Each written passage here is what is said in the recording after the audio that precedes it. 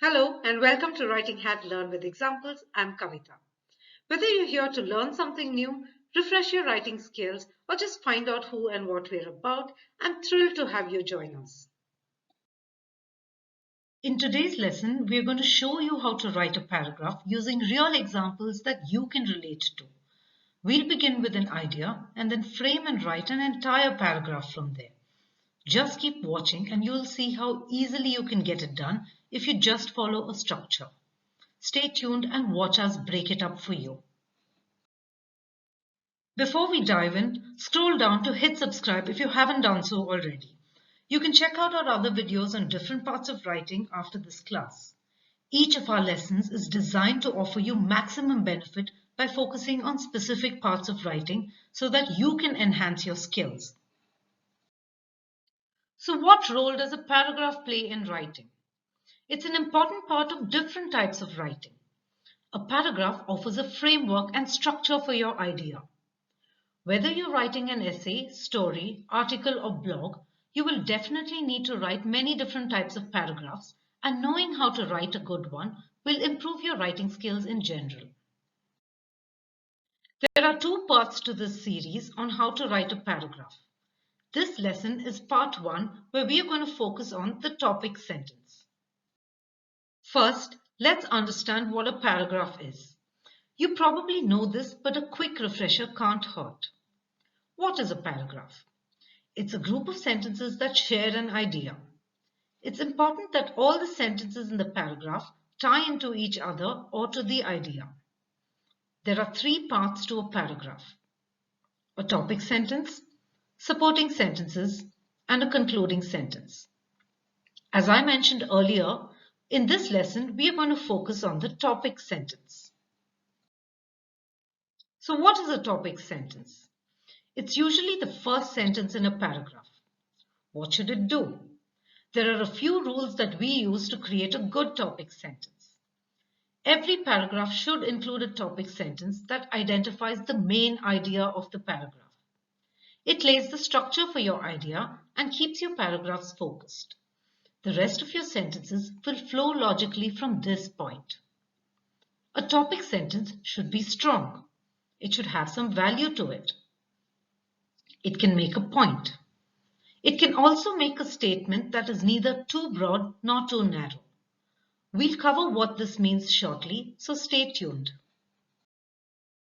And now, let's look at a few examples of what a topic sentence should not be before we get into what it should be. Take a look at this example. The Angar Lake borders the Sher Khan forest. What's wrong with this as a topic sentence? While it's not technically wrong, it isn't a good topic sentence because it is a fact that has too many parts to follow. A topic sentence should not be a fact that is too broad because there's not much you can add to it. As a topic sentence, this particular one doesn't have a framework that your supporting sentences can follow. How can you expand on such a vague sentence?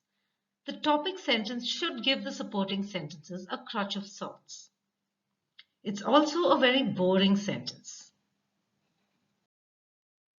You need your topic sentence to somehow draw your reader into your narrative. They should be able to visualize or imagine what you're writing about, or at least be curious about what comes next. This topic sentence does nothing for the reader.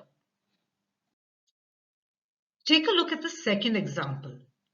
Reading is too difficult. Again, this is not technically wrong. However, it is too broad and not to mention boring, just like the previous example. A topic sentence should be specific, but not too specific. You can make this more specific and into a topic sentence by adding some detail to it. Stay tuned to see how we do this. And here's our third example of what a topic sentence should not be. Why traditions are dying. What's wrong with this sentence? Well, for one, it's grammatically incorrect. You don't want to have a topic sentence that reads wrong. In fact, you don't want any sentence to be grammatically incorrect. It's also an incomplete sentence. It may work as a heading, but certainly not as any sentence in a paragraph. And now that we've covered 3 examples of what a topic sentence should not be, let's move on to what it should be. Remember the first sentence? Well, this is the altered one. The wildlife in the Sher Khan forest thrives largely due to the fact that the Angar Lake is situated along its borders. With this as a topic sentence, you've already hooked your reader. They can now imagine a forest with thriving wildlife as well as a lake along its borders. You can now expand on the idea in the supporting sentences, which we will come to in the second part of the series. You can write about the wildlife, the biodiversity of the forest, the bountiful trees, and so much more because this topic sentence gives you a strong foundation for your paragraph. And now for the second sentence. Reading books on science is too difficult. Or, most people find it hard to read books on science. Both the sentences above are good topic sentences because they work on a specific idea or theme. They offer the opportunity to flesh out more details. You can easily write about why people find it hard to read books on science. Perhaps they don't like the subject or don't find it fascinating enough. Or they have a fear of science because everyone says it's difficult. There are so many directions your paragraph can take within this structure. For the third example, you can ask a question. Why are traditions dying? This makes it grammatically correct. Or you can make a statement. There are 5 main reasons why traditions are dying. You can easily expand on this. Write a listicle, or you can write an essay or throw in a story around traditions. And now we're wrapping up this lesson. A paragraph is a group of sentences that share an idea. It's important that all the sentences in the paragraph tie into each other or the idea.